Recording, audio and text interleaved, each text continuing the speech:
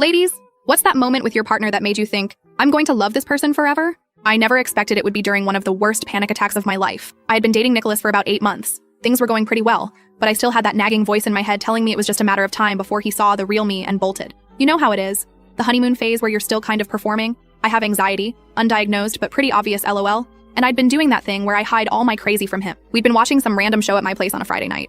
My apartment is tiny AF, like you can see the whole thing from any spot you're standing in. I'd been feeling off all day but ignoring it.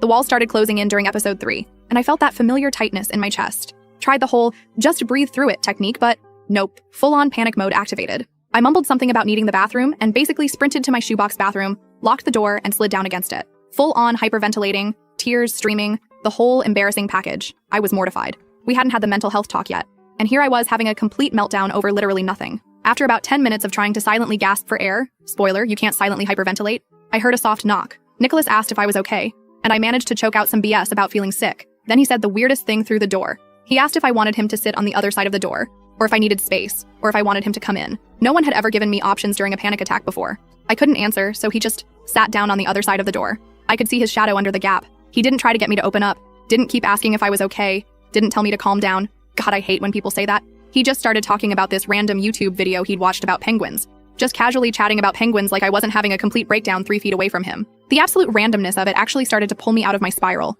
He went on about how emperor penguins huddle together during storms, rotating so the ones on the outside don't freeze to death. His voice was so calm, no pressure, just penguin facts. After a while, my breathing started to normalize and I wiped my face on my sleeve. When I finally unlocked the door, expecting to see judgment or concern or pity, he was just sitting there scrolling through his phone. He looked up and smiled like nothing weird had happened, held up his phone and said, "Want to see these penguin videos I was talking about? No big deal. No, are you okay now? Or what happened? Or maybe you should talk to someone." Later that night, when I finally explained about my anxiety, he just nodded. He asked what usually helps when it happens and if there's anything he should avoid doing. Then he showed me this app he downloaded right then. It was one of those breathing guide things. Said maybe we could try it together next time. Next time. Not hope that never happens again, or you should get that checked out. He said next time, like it was just a thing we'd deal with together eventually.